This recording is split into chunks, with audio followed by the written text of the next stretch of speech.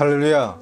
오늘도 우리의 삶 가운데 함께 하시고 도우시는 하나님의 깊은 사랑과 은혜가 우리 성민의 교우들 가운데 풍성하게 임하기를 축복합니다. 오늘은 시편 50편 14절에서 15절 말씀 그리고 22절에서 23절의 말씀을 통해 감사하는 마음의 틀이라고 하는 제목으로 함께 은혜를 나누고자 합니다. 성경의 말씀은 다음과 같습니다. 감사로 하나님께 제사를 드리며 지존하신 이에게 내 서원을 갚으며 환난 날에 나를 부르라. 내가 너를 건지리니 내가 나를 영화롭게 하리로다. 하나님을 잊어버린 너희여, 이제 이를 생각하라. 그렇지 아니하면 내가 너희를 찢으리니 건질 자 없으리라. 감사로 제사를 드리는 자가 나를 영화롭게 하나니 그의 행위를 옳게 하는 자에게 내가 하나님의 구원을 보이리라. 아멘.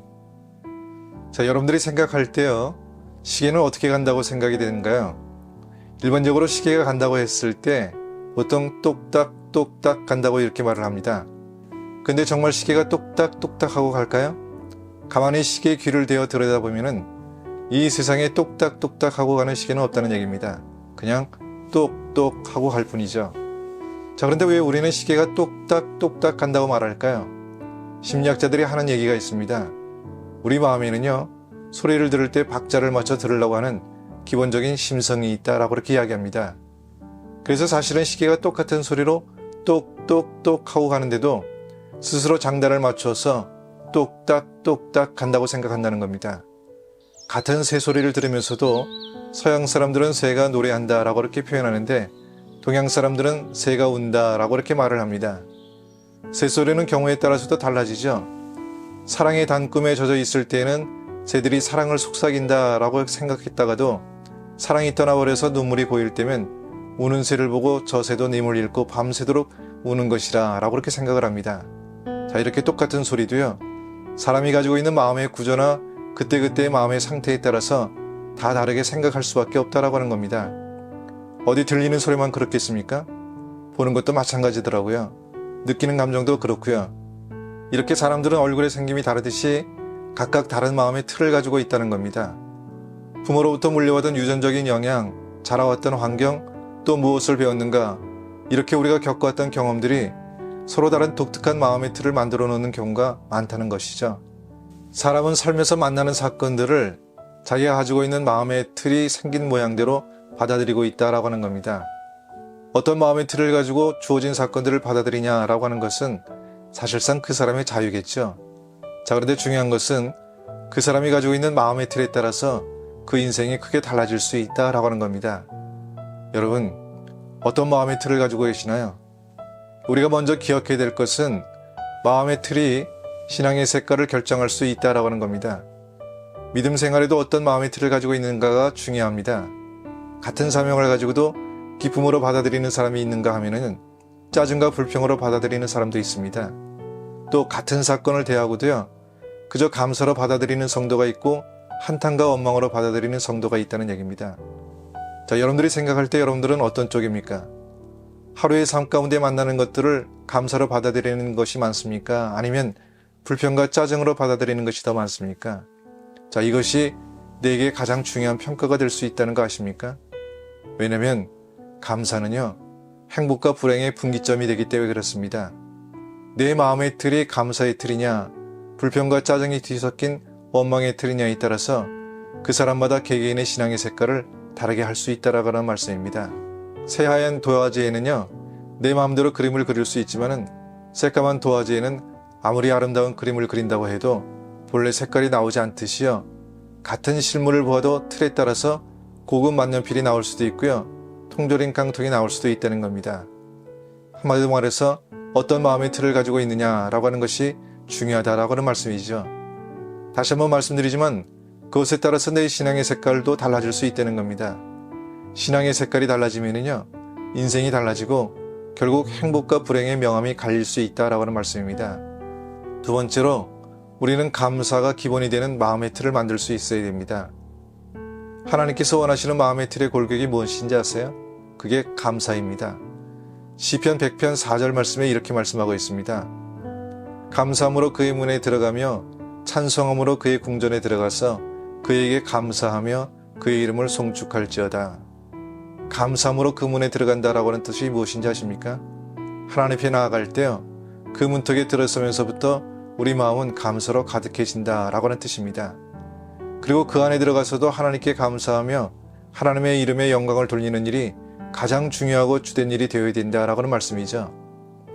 따라서 우리는 우리의 마음을 무엇으로 만들어 놓아야 될까요? 감사의 틀로 만들어 놓아야 된다는 말씀입니다. 주물을 붓는 걸 보면은요, 참 신기하더라고요. 틀에 무엇을 가져다 붓듯 나오는 모양은 다 똑같더라고요. 붕어빵 틀에서는 절대로 메기가 나오지 않겠죠?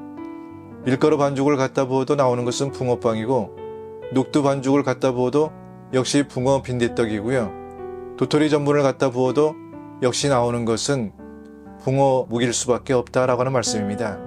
이렇게 우리의 마음이 감사의 틀이 된다면 어떤 사건을 만나든 무슨 일이 일어나든 우리 가운데 나오는 것은 뭐밖에 없을까요? 감사일 수밖에 없겠죠. 깨진 꿈이 들어가도 나오는 것은 감사요. 배신당한 노여움이 들어가도 나오는 것은 역시 감사이겠죠. 왜냐면 그 마음의 틀이 감사이기 때문에 그런 겁니다. 구겨진 자존심이 들어가도요, 역시 나오는 것은 감사이고, 죽을 병에 고통과 시름이 들어가도 나오는 것은 감사입니다. 그러면 이 감사의 틀은 어떻게 만들어질까요? 항상 감사할 것을 살피는 것이 감사의 틀을 갖는 기본이라 라고 그렇게 말씀드릴 수 있습니다. 오늘 본문의 22절 말씀을 공동번역 성경에 보면 이렇게 번역을 하고 있습니다. 하나님을 모른 채 하는 자들아 알아두어라. 내가 너희를 찢겠으나 구해줄 자 없으리라. 하나님을 모른 채 하는 자들이라 라고 하는 것은 하나님을 모르는 불신앙을 말하는 것은 아닙니다. 모른 채 한다는 것은요, 사실은 아는 것을 이야기하겠죠. 그러니까 하나님을 알면서도 일부러 모른 척 외면하는 것을 얘기합니다. 그런데 이 22절이 감사로 제사를 드리라고 하는 23절로 바로 이어지고 있는데, 그게 무슨 뜻인가 하면요, 하나님께 감사해야 될 일을 일부러 모른 채 하지 말라라고 하는 말씀입니다. 은혜 받고 마땅히 감사할 일에 고개를 돌리면 하나님께서 그 인생을 아무도 구해줄 사람이 없도록 찢으신다라고 하는 경고입니다. 감사할 줄 모르는 것은 교만하다는 말이고요. 하나님께서 이런 교만한 자를 찢어서라도 낮추시는 분이라 라고 그렇게 말씀하는 겁니다. 우리가 말씀이 두려워서가 아니라 정말 은혜를 받았다면 감사하는 것은 마땅한 도리이겠죠. 우리는 항상 감사할 것을 살피는 눈을 가질 수 있어야만 합니다. 그 신장이 좋지 않아서 고생하던 한 집사님이 하나님의 은혜로 신장 이식 수술을 잘 받게 되었다는 겁니다. 제 수술 후에 신방오신 목사님에게 이렇게 이야기하더라는 것이죠. 목사님, 마음껏 물을 마실 수 있다는 것이 얼마나 감사한지 몰라요 라고 말이죠. 여러분, 물을 마음껏 마실 수 있다는 것이 그렇게 감사할 일이라면 우리에게 감사할 일이 얼마나 많이 있겠습니까? 우리가 항상 이것을 잊지 않고 살아가는 것이 정말 중요하지 않을까요? 항상 감사해야 될 것을 살피는 것, 이것이 우리의 삶의 과정 가운데 늘 담아야 되는 마음이고요, 가장 우선해야 되는 마음이 아닐까라고 그렇게 생각이 듭니다. 세 번째로는요, 감사의 틀은 축복의 틀이라 라고 하는 것을 기억할 수 있기 바랍니다. 그래서 우리는 이렇게 표현할 수 있겠죠. 감사는 축복의 틀이다.